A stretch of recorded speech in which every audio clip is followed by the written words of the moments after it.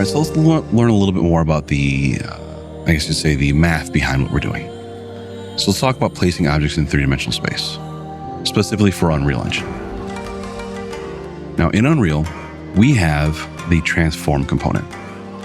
This is easily one of the most essential parts of what we're doing. And we talked about this a little bit in the last video, but your transform component is found in your details panel when you have an object selected, where you can say its location, rotation, and scale. It lets you place, rotate, and scale objects in your three-dimensional environment. Every actor has a transform component. We'll talk more about what an actor is later, but just think of it as everything in your scene has a transform component. The three elements are location, which defines an object's position, rotation, which defines an object's orientation, and scale, which defines an object's size. Now, you're used to graphing in an X and Y, right? So you have a basic coordinate grid here. You have X's being left and right, and Y being up and down. Think of it as if you're looking at it from the top down. You're looking down at a piece of paper. This object, this little dot here, has its location defined by an X and Y. You have your -3, so 1, 2, 3, and your +4 on the Y. 1, 2, 3, 4. Now, different game engines use different systems. Unity uses a different color system, different coordinate, but they still use X, Y, and Z. Red represents forward and back, X. Green is Y, which represents left and right movement, and Z represents up and down movement. So think of it this way. Here's your movement on X. This line, imagine is pointing forward in front of you.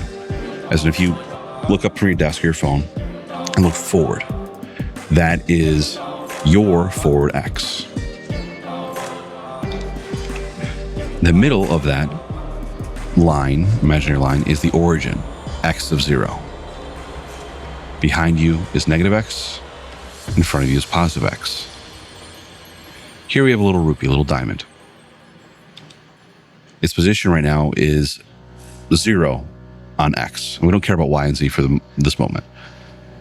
It is at the origin. But if I move forward, its position is now 1, +1. Move it back, it goes back to 0. And if I move it backwards, it goes to position of -1 on the X. Then Y. Movement on Y is going to be left and right. So the middle there, you have your origin, where you have your +Y on the right and your -Y on the left. So if you take your right arm and stick it out to the side, that will be +Y. Here we have that same little diamond. Its position is at X, then it has a Y of 0 and a value of Z. Again, for this example, we don't care about X or Z, we just care about the Y. Move it to the right, it has a value of +1 on the Y. And if we move it to the left, it has a value of -1 on the Y. Then you have Z. For Z, imagine you have a line coming out of the top of your head. Right, you're looking forward, the Z is going up and down from the top of your head. The origin there, again, is 0. Below the origin is -Z. Above the origin is +Z. Imagine the origin, in this case, being the floor. The floor is the origin. Anything on top of the floor is a +Z. Anything below the floor is -Z. So if we take our little diamond and put it on the floor, directly on the floor, it has a position of Z of 0. If I raise it up, it has a position of 1. If I lower it down below the ground, it gets a position of -1. Now that origin is kind of arbitrary in that when you're setting up a level, you define what your origin is. But just know that if it's positive, it's going to be going up. We'll talk about like the perspective and all that stuff and frame of reference later. Now in Unreal, you have this little gizmo on the bottom left-hand corner of your screen at all times. Use that little gizmo to help you keep track of what direction's which. All right, so now back in Unreal, I have my map that I've been working with. I'm going to select my desk, lamp, and chairs. I'll select all these, and I'm going to delete them. All I have to do is click on them and hit delete on your keyboard, and they go away. I want an empty kind of plain view. I'm going to go up to quickly add object and click on that. Go to shapes, cube. I'm going to take this and I'm going to set my tool to translate. And I'm going to set the location to 0, 0, 0. This is at the origin. Now you may notice that I'm in the origin.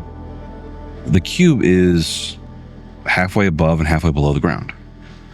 It's not resting it on top of the ground. Well, that's because my ground has a z value of negative 0.5. It's just slightly below the origin for the world. So for this to actually rest on top of the ground, I need to raise this up to have a z value of 50. This cube has a height of 100 units.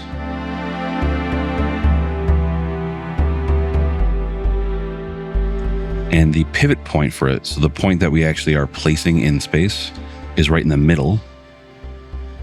And that's going to have a location in the middle of the object. So I have to move the whole object up so that way the object's above the ground. I'm going to take this and I'm going to assign it a random material. I'll give it a concrete material. I want to have a cube that is directly next to it. I'm going to go to add in a cube, shape, cube. And I don't want to drag it over there. I want to figure out where it would have to be to put it right here next to my cube. So I'll select my first cube. It is location 0, 0, 50. So my new cube, if I set it to 0, 0, 50, it is now in the exact same spot as my other cube.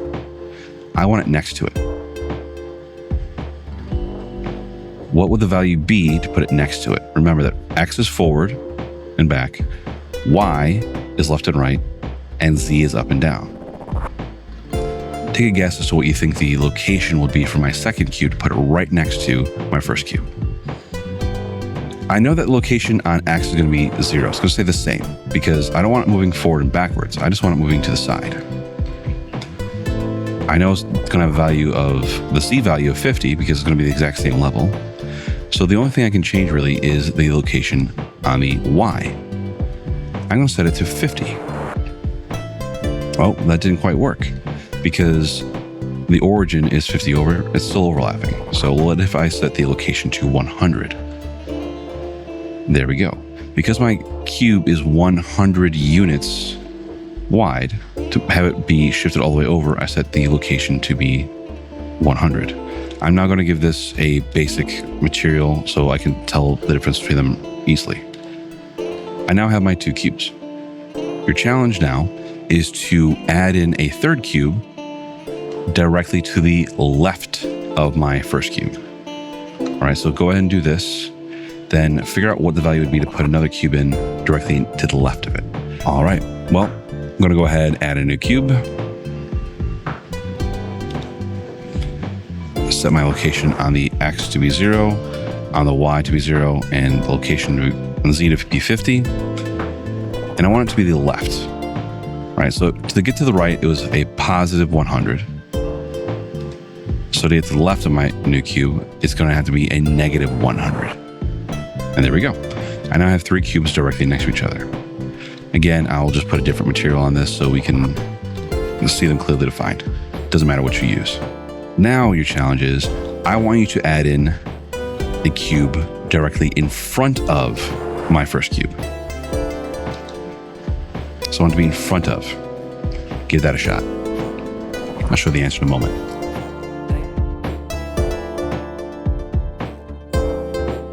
All right, so again, new shape, cube, set the location to be 0, 0, 50.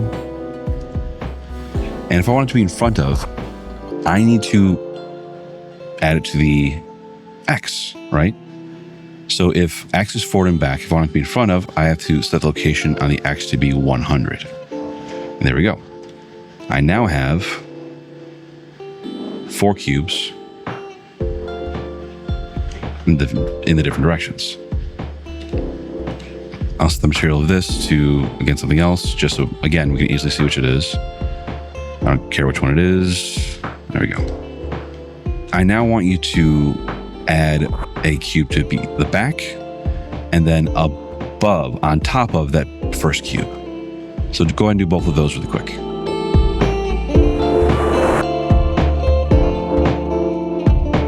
So I'm going to go ahead and create that cube that's behind my origin cube. I'm going to save some time. I'm going to do Control C, Control V. That copies my cube. I now have 2 there. If you look at the outliner, I have cube 1, cube 2, 3, 4, 5. Cube 5, I'm going to take this and just drag that behind to location of -100 on the X, Y of 0, and Z of 50. And to put the one on the directly above it, I'm going to select my origin cube, Control C, Control V, and then drag this second duplicate cube up. And I can see that I still have my first cube there. This duplicate cube, I'm going to set a value of 0, 0, 150. And there we go. We now have a Minecraft-like grid pattern. So hopefully you're able to do this, partially by yourself as you kind of got familiar with it. Go ahead and take a screenshot of this. I want to be able to see in your screenshot your outliner that shows your different cubes, as well as to see all 5 cubes. So you won't be able to see origin here. See all 5 cubes here, all placed directly on top of each other. I'm going to trust that you did it without dragging it manually by just using the transform patterns there for the math. So that's it for this one. Thanks.